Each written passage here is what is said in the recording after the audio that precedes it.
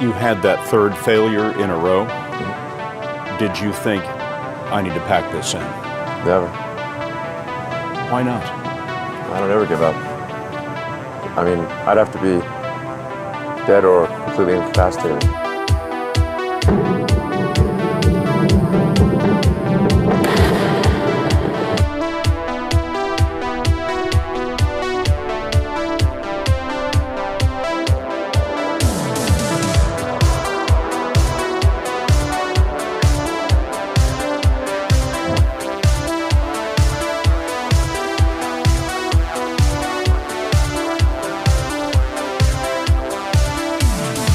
There are American heroes who don't like this idea.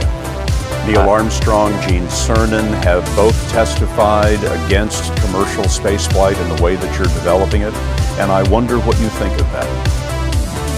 I was very sad to see that because those guys are, those guys are heroes of mine, so it's really tough. I wish they would come and visit and see the hardware that we're doing here. And I think that would change their mind. They inspired you to do this, didn't they? Yes. And to see them casting stones in your direction. It's difficult.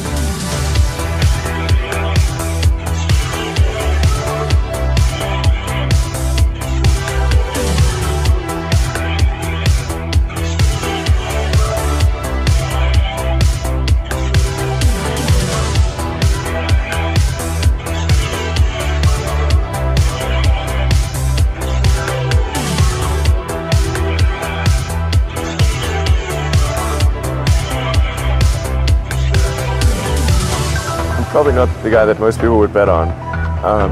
Who wins? It's like a little kid fighting a bunch of sumo wrestlers. Usually the sumo wrestlers win. We're a little scrappy company. Every now and again, a little scrappy company wins. And I think this will be one of them.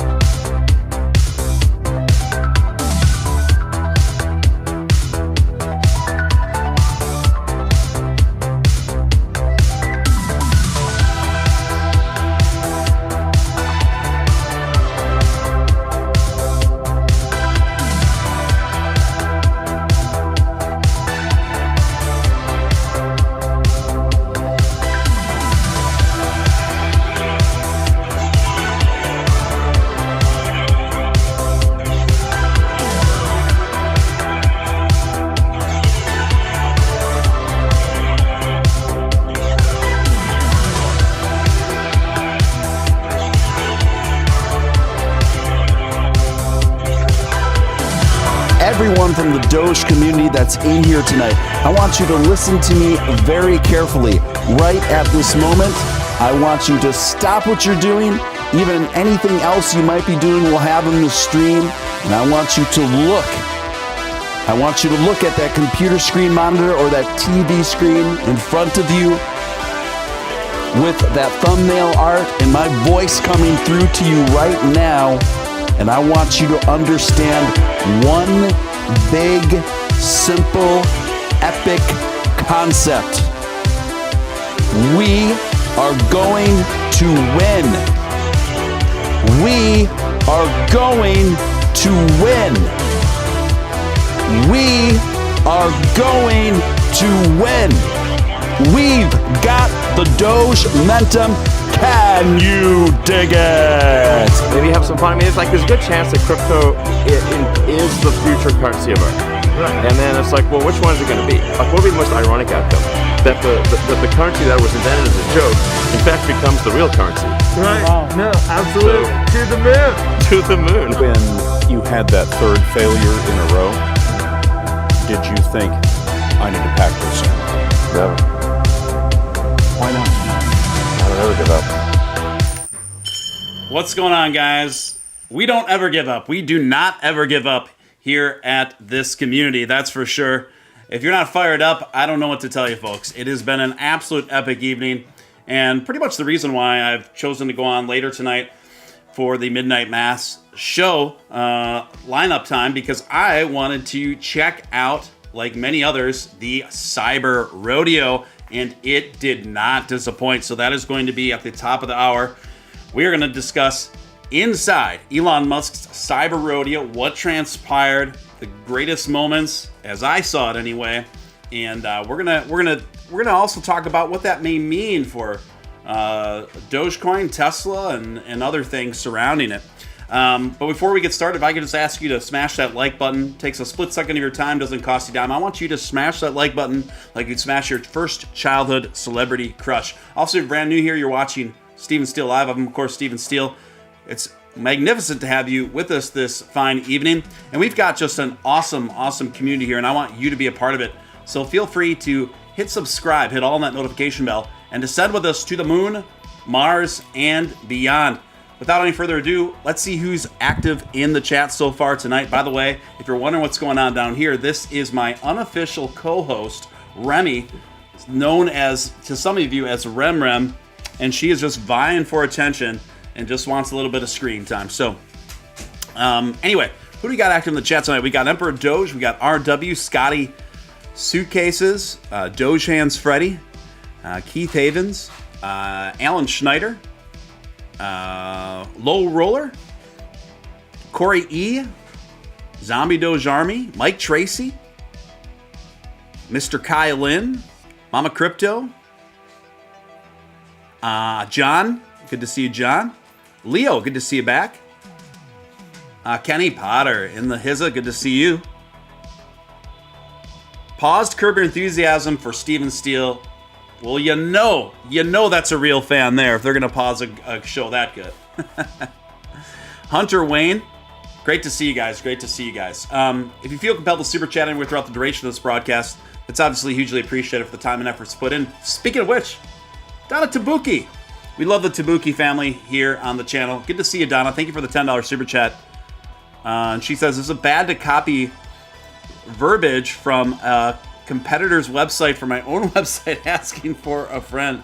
Well, I am not a legal expert by any means, Donna, and I would hate to advise you officially, but I would have to say if you could find a way to creatively nuance it while still kind of conveying the same thing, I think you're in the clear. But don't take that to the bank, but that's my first instinct. I hope that's helpful for you. And thank you for starting things off with the first super chat of the night. Of course, let's just get down to it, boppers. We just came off the heels of an absolutely epic event called none other than Cyber Rodeo in Texas.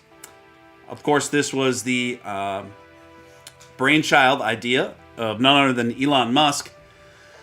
Kind of a double promo between like a huge epic party, kind of rave slash Tesla promotional event all wrapped up in one. And folks, it was just it was glorious. I don't know how many of you got a chance to view it after, of course, this show. If you haven't, I would recommend checking out the official footage ports for it, most notably on, I think, Tesla's official YouTube. Now, a couple very notable things happened. There was a magnificent kind of shifting drone light show, where these drones, they would be like in a bunch of little dots in the sky, and they would form all different shapes and patterns and then quickly shift around to make new things. I've never really quite seen anything like it, not even close. It looked very out of this world. It looked very extraterrestrial.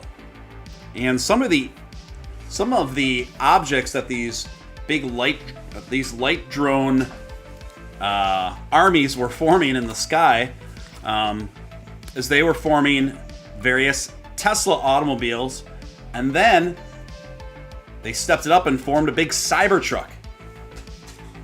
Remy, want to come up? Come on up. Come on up, Remy. Come on, sit. Good girl. Good girl. And then they formed a big Cybertruck. And then, after that, what did they form? What did they form, Rem? They formed a giant Doge. This is the real life Doge. They formed the giant Shiba Inu Dogecoin mascot. And if you haven't seen it, I isolated the clip of that and I posted it to my Twitter. And you can check it out there. It was really cool. And most notable about the formation of the Doge dog in the sky at Cyber Rodeo was the fact that it got far and away the largest applause. Isn't that right, Rem? Isn't that right? It got the largest applause. You could hear the whole crowd just break out in a sea of enthusiasm that apexed anything else in terms of reaction that had gone on and transpired in that light show thus far. And as you can see, Remy is super, super excited about it. And she can hardly contain herself, right? You can hardly contain yourself. And I don't blame you, because it was that big of a deal. It was that big of a deal. So that was one of the most notable, incredible things that happened. Now, welcome back, Crypto Tank Girl, by the way. Tim H. Who else do we got here that I may have missed a shout out for? Could you please call the Doge? Thank you. Anyway, the second major thing that transpired was this absolutely epic entrance by Elon Musk into the heart of Cyber Rodeo, on stage, of course, where a lot of music and I think DJs were set up and things of this nature. Now, I was going to say Remy. Elon came onto the stage in a Tesla, and when he got out of the Tesla, you guys, he was of course donned in a cowboy hat and the big Tesla belt buckle and some shades, and the crowd just absolutely went nuts, like an old Beatles concert, right? The crowd absolutely went wild. They were literally cutting the footage of women crying upon seeing Elon Musk. It was like cyber. He was like the cyber pimp. And Elon Musk, if you want to see footage of that, I clipped and edited footage of that, and you can check that out on my Twitter page as well. And it was really inspiring. It was really a lot of fun. Then from there, Elon Musk went on to give a little talk about the most recent developments of Tesla products, kind of the future where things are headed. And he did kind of gave one verbal signal. That's how I took it anyway, regarding Dogecoin. He said, "To the moon," somewhere throughout the talk, and to much applause. One of the big takeaways that I got from Cyber Rodeo is just how massively popular Dogecoin is, how massively popular the Doge mascot is, and the imaging and branding surrounding it. I would wager to say that many people love Dogecoin that don't even own any Dogecoin. They just love the branding of it. They think it's cute. They think it's cool. And these are all potential future investors, and many of them will be. But more than that, I think it's really cool how Dogecoin is continuously, particularly in America, evolving to be kind of a household, lovable brand and culture, even outside of it being a digital currency. And I think this is only going to continue in very massive ways. Furthermore, we're seeing a lot of people that were very skeptical of Dogecoin, or very on the fence about it, kind of start crossing over now that they see the things that are coming into play here. Now that Elon Musk has a chair on the board of directors at Twitter, now that he's confirmed, anyway, through one of my tweets, that the idea of a Dogecoin tip jar on Twitter is something that's interests him greatly and that he is very much about. I think that we are very short time away from actually seeing an official Dogecoin tip jar on Twitter. And I think that we're going to continue to see a lot of crossover integration between essentially Dogecoin and Twitter in some really neat, creative ways that we haven't perhaps even discussed or discovered yet.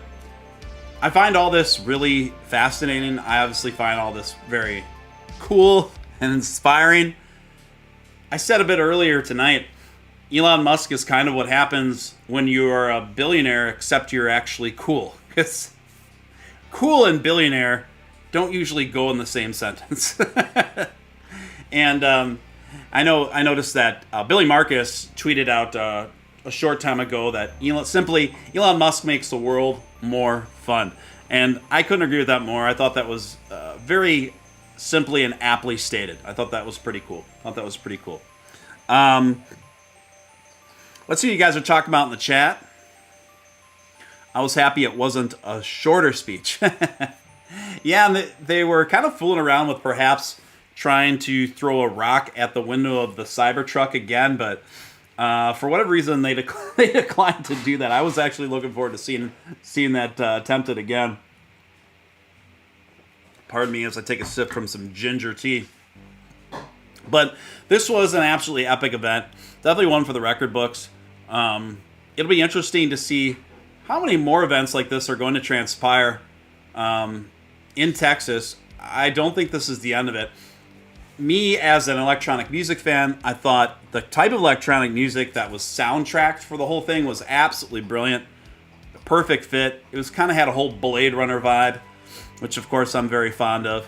Very classic, kind of retro futuristic kind of vibe. And I thought everything went really well with it, plus with a kind of a cowboy flair to it. It's just a very unique dynamic, aesthetically and conceptually, that I thought was really cool. So, all right. Let's see what else is going on. In the market right now, of course, we have Dogecoin that took a nice little bump. Now, what's interesting, I saw some reviews and predictions in terms of technical analysis, and that was that Dogecoin was headed more towards 13, towards 12 cents. Now, what these TA guys don't often account for are external factors outside of charting. And this is one thing, particularly as it relates to cryptocurrency, and certainly as it relates to Dogecoin. You can't solely go on charting because there are other external societal factors and events and trends that can certainly significantly affect the market value of cryptocurrency, and certainly Dogecoin. We see this exemplified in tenfold. So what happened? I believe that we are seeing right now, today, a Dogecoin bump, actually, as a consequence of Cyber Rodeo, as a consequence of what transpired at Cyber Rodeo. Instead of what many technical analysis were predicting, that Doge would be well on its way down to 13, 12 cents. Well, of course, at time of trading, as you can see on the screen, we are sitting right at about 15 cents. So Dogecoin is up about 4% over the last 24 hours. Also putting Dogecoin a little over 11% over the last week. And of course, an absolutely monster bullish month for Dogecoin as it continues to trade comfortably over 25% increase. Now, Where is Dogecoin headed as a consequence of coming off the heels of an event like this? Well, I'm not going to sit here and tell you that things are going to keep going up, up, up. That remains to be seen. And no technical analyst, how ever trained and well briefed they are, gets these things right all the time. And I would say that my overall average, I'm right more than I'm not. But that's about all I can tell you guys. Now, what I can say with absolute certainty is that the progress and popularity of Dogecoin is absolutely exploding. And like I said, I do think, and I strongly feel this way, and I feel pretty certain about it, that in terms of sharp increased market value of Dogecoin, I believe this is all going to come to a critical mass that's just going to bust loose and express itself in very parabolic ways. I, of course, can't tell you when this is going to be, but I do think this is a high probability of what it is forming right now, of what is going on in the ground right now. And of course, this wouldn't be the first time that we've seen something like this as it relates to Dogecoin. As in the past, we have seen a critical mass surrounding certain events in culture and groundswell, grassroots groundswell, where it finally comes almost at a delayed reaction by the time it expresses itself in market value. I think that we are inching ever and ever closer to another event like that. Now, dovetailing off of this is the perfect story. Some of you, I'm sure, have heard about it, but I'm reading this one off of India Times. Their business section actually writes quite a bit about cryptocurrency. And the headline is, Dogecoin is the most searched cryptocurrency in the United States. Coin Insider study finds. A recent survey by blockchain news website Coin Insider, analyzing the Google Trends data of the popular cryptocurrencies in the US, revealed the highly searched digital coins on the internet by maximum states. Dogecoin was reported to have the highest Googled cryptocurrency in the US. Bitcoin.com reported, citing the study. Let me read that again. In the United States as of now, ladies and gentlemen, Dogecoin is the highest Google cryptocurrency in America. More than Bitcoin, more than Ethereum, certainly more than ADA. This is extraordinary. Absolutely extraordinary. And anybody that's still contending that Dogecoin is merely a meme token, as some articles still contend, articles, mind you, written by people who are supposed to be specializing in cryptocurrency, which is just absolutely ridiculous to me, simply doesn't know what they're talking about. Now, it is true that Dogecoin was started as a joke, almost as a parody of Bitcoin. But we wouldn't be talking about Bitcoin still today unless when Billy Marcus was working on it, along with Mr. Palmer, of course, that they actually coded it so that it had legit, strong, simple, sleek utility with some very, shall we say, important and significant tweaks that separate it distinctly from the likes of Bitcoin. And those tweaks, over time, have proven to be more and more important and more relevant. The difference is, clearly line up Dogecoin and set the stage for it to be the number one transacted digital currency on the planet, I believe, particularly in a retail space. So even though they started it as a joke, they still put enough thought and effort into it where they had a vision of how they wanted it to be used, right? And what they saw generally, how they wanted it to be used. Sorry to be redundant there, but I don't know how else to put it. And as we go forward, and as Bitcoin proves more and more to be perceived as essentially digital gold, as a long-term store of value, well, that leaves a really wide void open for a necessity, a strong utility cryptocurrency to fill that void as something that's freely spent by the people. And I strongly feel, and it's why I've been making Doge-centric content since I got on YouTube a little more than a year ago, that is going to be Dogecoin. And we're getting more and more signs that this will be so. Now, some of the obvious questions people always ask as investors, is Dogecoin going to go to $1? How high do you think it will go, Steele? These types of things. Well, I do feel that Dogecoin is inevitably going to at least get to $1. I think it's going to go beyond that as well. Not a matter of if, just a matter of when, in my opinion. Now, could we see a Dogecoin to $1 within 2022? That's very hard to say.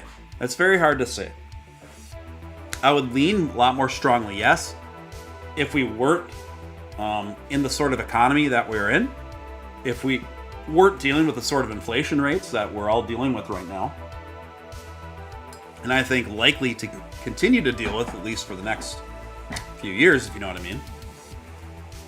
But this is going to be a real test of the market in terms of we're kind of going into uncharted territory to a certain degree. We have a little bit of historical reference on how cryptocurrency holds up against a tough economy, but we don't really have a historical reference up against the sort of inflation rates we are currently battling here in America, where, I mean, let's face it, which is America is pretty much the epicenter of crypto on the planet. So, we'll have to see. Do I think it's possible for Dogecoin, for Bitcoin, to absolutely thrive in the middle of an economy with inflation rates that, such as we're experiencing? Yeah, I do think it's possible. Because there could be a societal investor reaction in which people reflexively begin almost panic buying crypto as they see a devaluation of their national currencies. It's kind of almost like protection. Now, we'll just have to see if that's the case. But all I'm telling you is I believe that is a probable scenario anyway. That is a probable scenario. Let's see, have I missed any super chats? No, I haven't. Let me see what's going on in the chat tonight. RW says the Doge image light show doesn't hint to you that Tesla will be accepting Dogecoin for vehicle purchase. You're just not paying attention. Go Doge. I mean, excellent point, and one that I rapidly came to mind for me as well, seeing that, RW. And thank you for bringing it up, because it is notable. I do think that is a hint of what's to come. The fact that there was Tesla vehicles, bright lights, drones in the sky forming Tesla vehicles, and then back to back with that, we saw the Dogecoin mascot. I mean, back to back with that is, I agree. I think it's a very, very strong sign, strong signal, strong hint of things to come. Now, could this happen within the month, folks? Could this happen within April? You know, I wouldn't scratch it off. I think it's possible we could see full Dogecoin integration with Tesla within the month. As I've stated many times previously, I do think this could have an absolutely enormous effect. Obviously, not only the popularity of Doge, but the value of it as well. I don't know how high it's going to go, obviously. But what we do have in terms of historical reference on it is when Bitcoin first accepted, or when Tesla first accepted Bitcoin and integrated it into its form of payment options. Well, we saw an absolute flood, huge flood of money just pour into Bitcoin, the likes that had never been seen before. A lot of people that were perhaps sitting on the fence, not quite sure what to think about Bitcoin, got off that fence. A lot of big money investors started pouring in. It is my belief that full Dogecoin integration into Tesla's product line could very well spark a parabolic rise in Dogecoin to the likes of which you've never seen before. Of course, I could be wrong with that. I just want to let you know But if history is any judge of this, and Dogecoin gets the sort of money pumping into it that Bitcoin experienced after its announcement, I think this is a likely scenario. Furthermore, there's a lot of big moneyed investors. They're kind of waiting for something like that as kind of like the green light of legitimacy before they invest in a digital currency like Dogecoin. And I believe that full Tesla integration of Dogecoin could very well be that green light that many of those investors are waiting for. Mono Crypto coming in with a $5 make you holler. Appreciate that, Mono Crypto. When Vegas meetup, bring Remy, please. I don't know. I don't have any updates on Vegas at this time, you guys. I wish I did. All I can tell you is I haven't forgotten about it. I am in talks with some people behind the scenes about this, trying to make this a reality. I also have a background in the music industry. As I've mentioned a few times before, I used to make my living that way for many years. Consequently, I know how thorough planning and booking should be to execute a successful event. So that is another thing that's taking a bit long in that regard. But yeah, Rem, yes.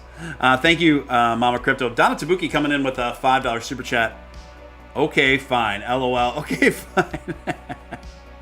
Thanks for the super chat, the follow-up super chat. Donna Tabuki, appreciate you. So, again, just to recap here, inside Elon's Cyber Rodeo, I think this was an absolutely epic event with a few especially notable things that had transpired, aside from Elon's epic entrance, of course. And that was obviously the Doge dog featured in the drone light show, back to back with making various Teslas and a Cybertruck in the sky, the dog right after it. I think this is a very bullish, very strong signal that full Dogecoin integration with Tesla is underway, well underway, probably going to happen sooner than later. Nathaniel, thank you for the dollar. Appreciate it. Thank you for the support. Exciting stuff, guys. Exciting stuff. Let me check out my notes here, see what else is on the horizon. So, Bitcoin annual Miami conference is underway. Billy Marcus again, making headlines with Benzinga about this. The headline is pretty amusing. Dogecoin co-creators' salty take on Miami Bitcoin conference. Cringe and crashes, quote unquote. Dogecoin's co-creator Billy Marcus doesn't have a very upbeat assessment of Bitcoin 22 conference being held in Miami, Florida. Marcus asked on Twitter if anything comes out of Bitcoin Miami other than cringe and crashes. The cringe. And this is according to the author anyway. Last year's conference featured several moments that could be deemed cringeworthy, including an appearance by an excitable gate-crashing Dogecoin fan, which gate-crashed a discussion on Square's Lightning development kit. I would contend that was not cringe, but an epic moment of a young hero, a hero that we all didn't know that we needed at the time. He became known shortly thereafter as Dogeboy. Now, Dogeboy was a guest a little bit after that on this show. There's about an hour-long interview with him. I would suggest you guys checking it out. It's a really fascinating interview. Just simply search for Steele Dogeboy. They'll pop up there. Then I had one other time on, just kind of mix it up with us. His name's Max, a really bright kid. You can easily find him on Twitter. And I thought it was great. I thought it was absolutely hilarious. And the dynamic that made it especially hilarious, I think, for a lot of people, is the fact that many times Bitcoiners can take themselves incredibly seriously.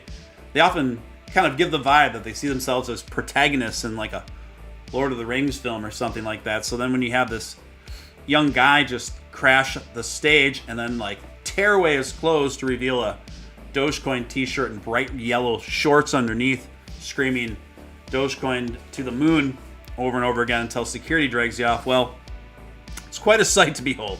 Quite a sight to behold, and frankly, one of the more amusing things that have ever transpired in a Bitcoin conference, in my opinion. Also, we had Max Kaiser, who I've had some spirited back and forth list on Twitter in the past. Max Kaiser started his speech last year, a kind of a dual tag team thing that he did with Michael Saylor, wherein he was screaming at the top of his lungs, "F Elon, we're not selling. F Elon, F Elon," repeatedly. So this was obviously some rage over Elon deciding to discontinue accepting Bitcoin at the time, cited for environmental concerns. And now it appears that we are rapidly approaching Dogecoin being the only cryptocurrency, digital currency that Tesla is going to be accepting. So this is kind of off the heels on that. And a lot of more Bitcoin maxi kind of people we're not happy about this, obviously. They weren't happy about this. And, you know, part of me kind of likes Max Kaiser because reminds me of like, he was probably really into like the OG, like punk rock and new wave back in the day. And I kind of like his eccentricity. I just think that we're on kind of different teams that have different mindsets about stuff, but at the same time, I'm amused by him. I don't hate on Max Kaiser. I think he's a colorful and kind of hilarious character, intentionally and unintentionally. And yeah, like I said, we had some spirited back and forths a little bit after his appearances there. The article goes on to write, Kaiser's outburst came after Musk had brought up the environmental concerns surrounding Bitcoin in May and suspended the vehicle purchases via Apex Coin. And a Bitcoin crash happened shortly after the first conference began. And so that's what obviously Billy was referring to there. You know, I think a lot of good times still could be had at a Miami Bitcoin conference.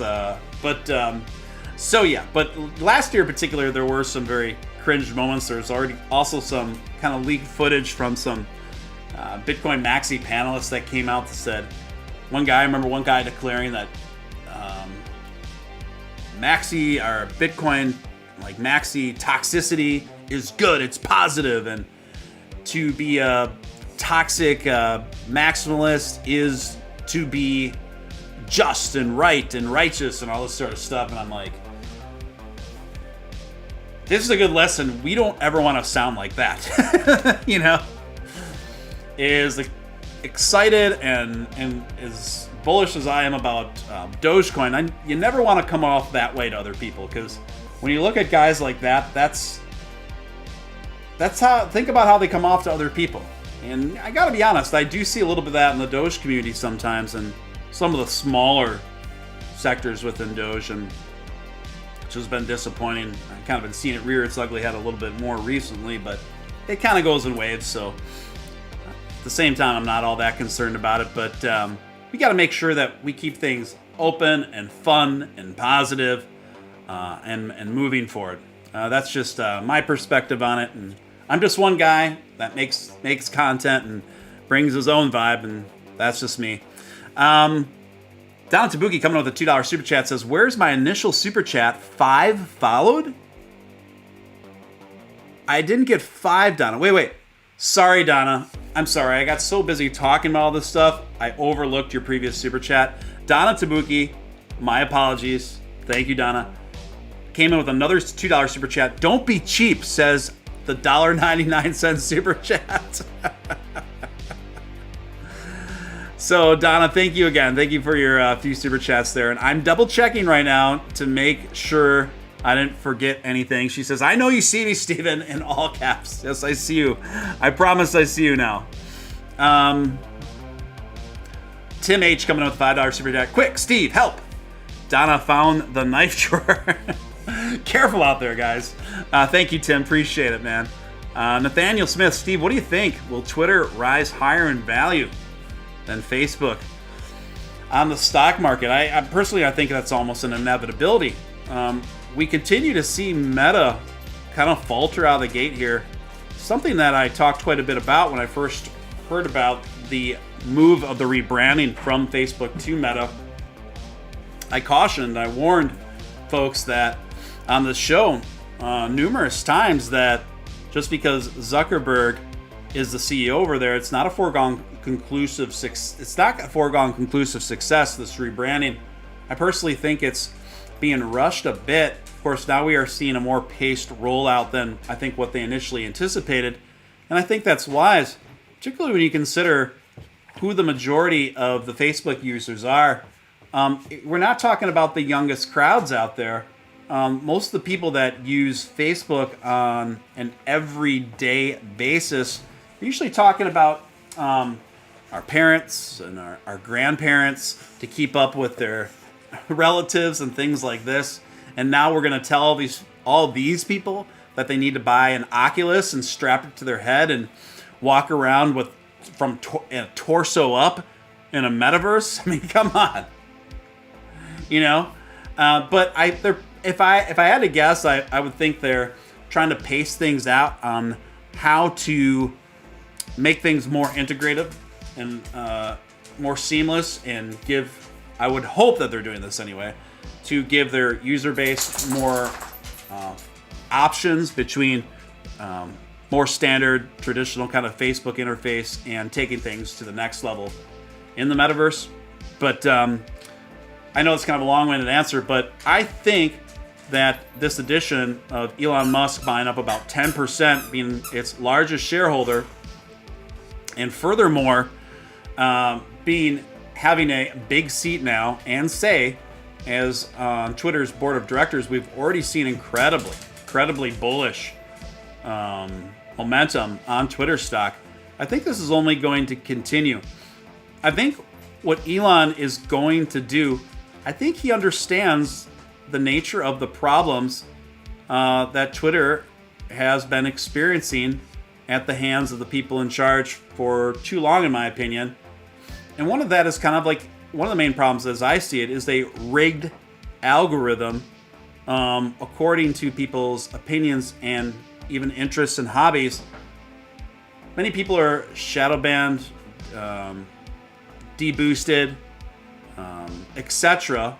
In fact, I would wager to say many of you in this chat watching the show likely are as well. I don't think that's right. A lot of people have been deplatformed too, in my opinion, unjustly, for things that are fairly benign, honestly. Now, I think Elon understands the gravity of it.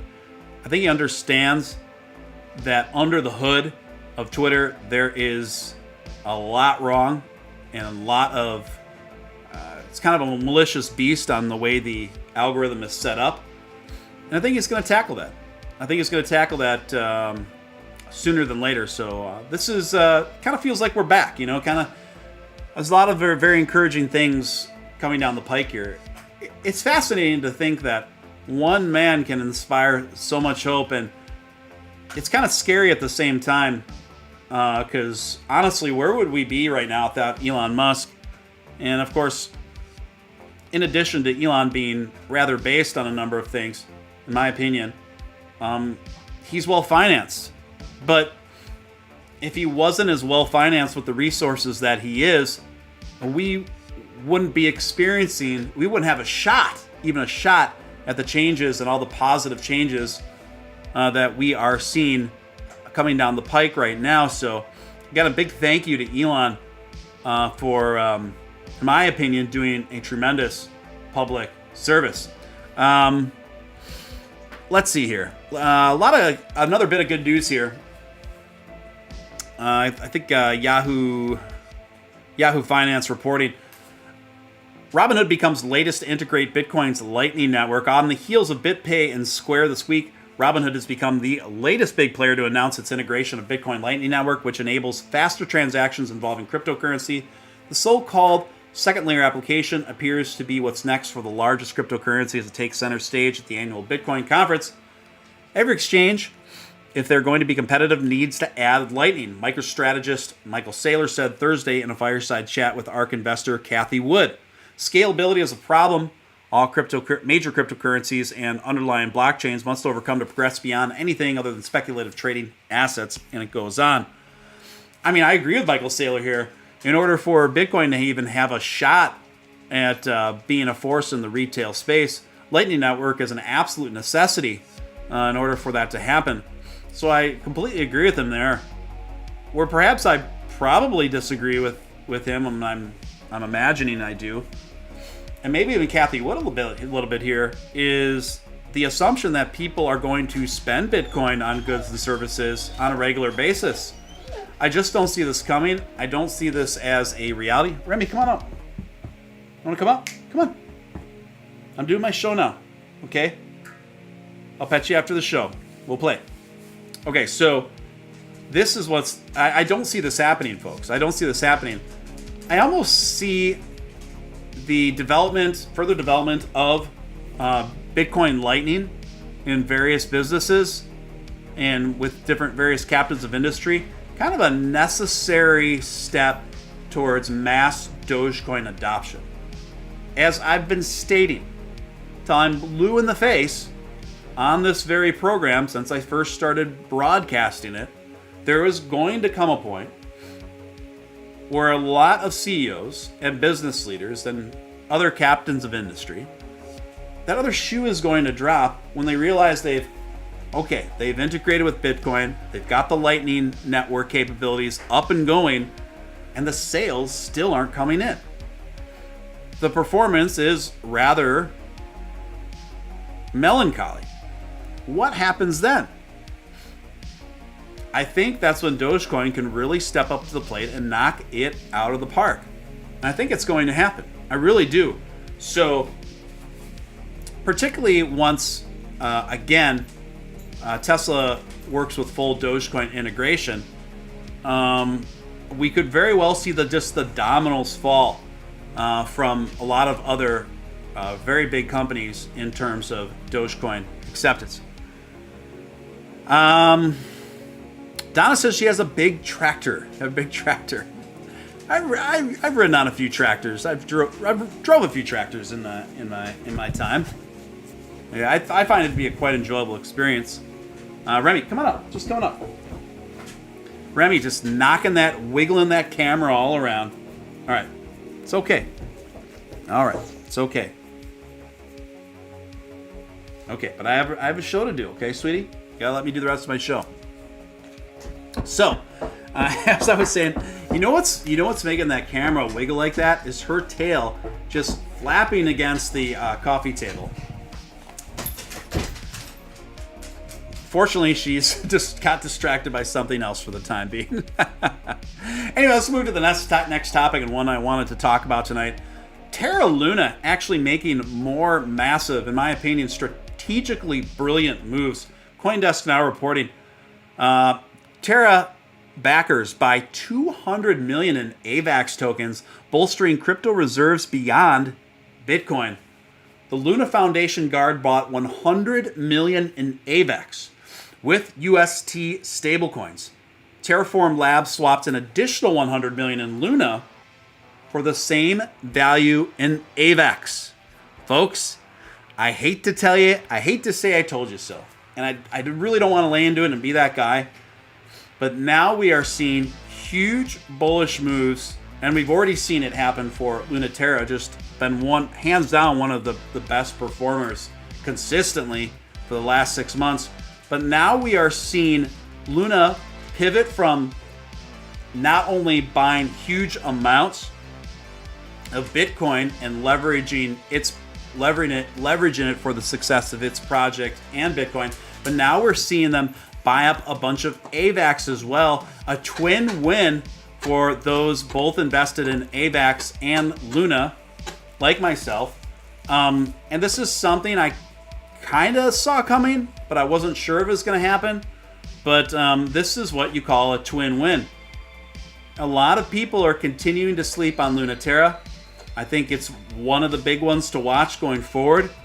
CoinDesk additionally writes, Luna Terra has been on a crypto buying spree as of late, buying 1.6 billion of Bitcoin to its own treasury reserves to back Luna's UST stablecoin. One of the reasons why I'm particularly bullish on Luna is because it's backed by this UST stablecoin. It becomes much more attractive to a wide variety of investors, particularly ones that skew a bit more conservatively when we are in economically turbulent times, and particularly up against the inflation rates we're experiencing now. And I would guess that's one of the main catalysts to the continuing success of Luna. The Avalanche partnership marks the second layer 1 token LFG has added to its treasury. AVAX is an excellent reserve asset to complement Bitcoin in the LFG treasury. Ava Labs president John Wu told CoinDesk via Telegram. I'm sorry, I could not imagine like if CoinDesk had some official questions to ask me for an article they were doing. I couldn't imagine telling the CoinDesk journalist, "Hey, just hit me up on Telegram. I'll give you the answers on Telegram." Gee, it seems like the worst platform to to communicate serious things. Anyway, this is just the beginning for those two communities together. We'll see more assets, applications, and novel subnet collaborations flourish out of this new connection. The news announced midday Thursday sent the price of AVAX up from $84 to $87 per coin, and a gain about 4% at press time. And we'll see where AVAX is right now as what would seemingly be a direct consequence to these latest moves by Luna Terra. Luna Terra, of course, still up about 32% for the month. AVAX right now trading at almost $90. So since the time of this article, we have seen about a $2.37 increase as AVAX keeps clawing its way back up to the top. Take me to the top. I think that's one of the original oldest Motley Crue songs, right? Anyway, let's see what's going on in the chat. Alan says I might be slightly drunk, but totally serious. Like super cereal. What are you guys' favorite cereals? I don't eat a whole lot of cereal these days, but if I wasn't on the sort of diet that I'm on, I would probably be partial to... let me see what some of my favorites were. You know what? I like Life. It's a little bit sweet, but it's not overpowering. It's subtle. It's crispy. A little bit of sweetness. Life, I think, is an underrated one. Remember, there's these old commercials. I barely remember because I was a little kid when they came out. But Mikey, he likes it. Mm-hmm. Yeah, like cereal. Did I say Life? I think it's like cereal. Like cereal, yes, not Life. Like. Captain Crunch Peanut Butter Donna Tabuki says, I like just classical Captain Crunch, but I also remember eating a bunch of Captain Crunch in one sitting as a kid, and then it just shredding and tearing up the roof of my mouth. I don't know if I imagine it'd probably still do that to me as an adult. Nathaniel asks, Steven, speaking of Luna, what do you think about Litecoin? It's hard to say. I don't think Litecoin's going anywhere. I'm currently not invested in Litecoin, but if I had to guess, I think Litecoin is going to continue to be, at the very least, in the top 20 permanently. Litecoin's also one of those kind of sleeper hits where it'll just go along and trade very unremarkably for very long periods of time and then just have incredible bullish breakouts very once in a while, very sporadically. So this is not financial advice. I'm just telling you what I would do. If I was a Litecoin investor, I would exhibit patience and not be afraid to take profits when those moments happen. Cinnamon Life. Oh, yeah. How about Cinnamon Toast Crunch? That's one I really liked as a kid, but I don't know if I'd like so much now. I'm not sure if I'd like it so much now.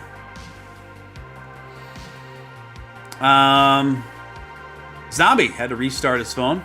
Glad you got it sorted out, my friend. Glad you got it sorted out. A little bit of a smaller crowd tonight, but that makes sense considering it's about almost 1 going on 1 in the morning here in the Midwest. For me, about, of course, going on about 2 a.m. if you're out on that East Coast, and not so late if you're out in the West Coast. You're 2 hours back from us. Donna coming in with all caps. It's life, she says. Okay, thank you for the clarity. Thank you for the clarity. Let's see if I got any other notes for tonight's show, guys.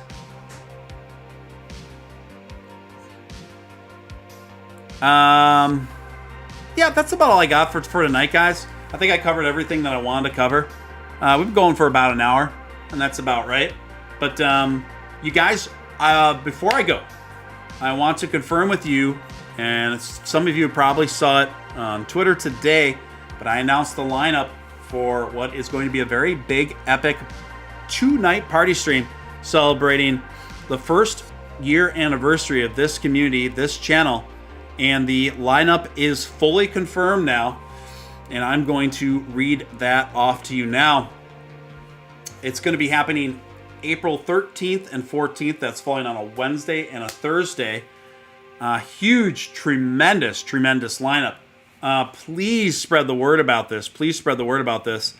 In fact, if you're on Twitter, if I could ask you guys to consider retweeting this, I would appreciate it.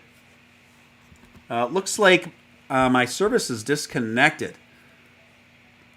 Look at that.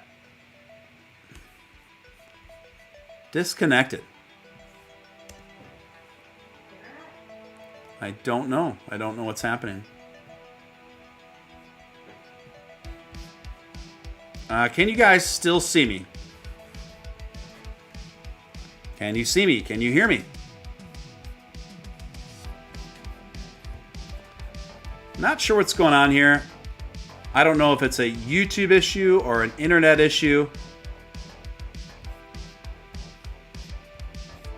Just let me know if you guys can still hear me or if I'm frozen or what's going on, because I can't tell on my end, guys. Okay, we're all still good. Must have been a glitch. It was a glitch on my end that you guys didn't experience, so that's good. Thank you for clearing that up for me, guys. Anyway, as I was saying, big, massive lineup for celebrating 1 year anniversary of this channel and this community. If you're on Twitter, if I could just ask you guys to retweet this. We want to get this out to as many people as possible. I'm putting it in the chat right now. And that is just the announcement of this big 2-night event. And the lineup will include Ashley Decan, Gary LaChance of Dogecoin Foundation, Julia Love. They kind of come as a duo. Right now, they're also the folks behind the Doge McLaren.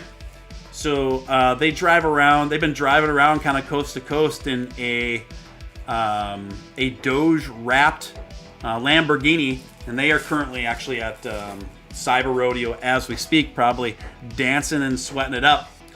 Of course, Tim Cook, he was a guest of ours some time ago, and he is a former NFL player, and now he's deeply involved in NFTs and crypto and loves Dogecoin and things like that, so we'll have it on.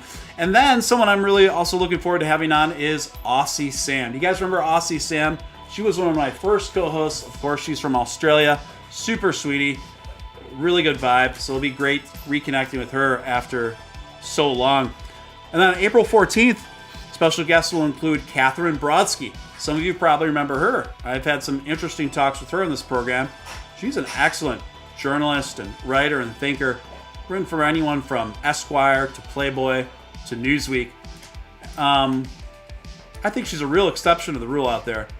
Sadaf Jadrin, of course. Sadaf will finally be back on, my co-hostess with the mostest. And Lil Mook, most known to you guys as a Dogecoin rap artist. So we're going to see what Lil Mook's been up to. Also, Samuel Reed, the one and only CEO of the Geometric Energy Corporation, will be joining us on the 14th. Nick Balls, of course, Dogecoin millionaire Nick Balls. So both of my former co-host, will be back with us on the program. And then last but certainly not least is Coco Nakamoto. She was on the show once a long time ago, and she's always a riot. So quite a powerhouse lineup. So please spread the word on that. Let's really blow this thing up, and I think it's going to be I don't think it's going to be an awesome time. It's going to be wild. We're going to have 4 people up at a time, including myself, and just kind of keep rotating them. So it's going to be 4 up on the screen, and we're all just going to be talking and interacting with you guys, and it's going to be super, super wild. So don't miss that. Don't miss that. Anyway, guys, again, I want to thank you guys so much for tuning in. Hope you got something out of this show tonight. Hope you enjoyed yourselves. I certainly know I did. Again, hugely appreciate you guys for your continued support. Certainly a lot to be encouraged by going on out there. So let's just do it to it. Until next time, this is your man, Real Deal, Steven Steele, signing out. Thanks again, guys.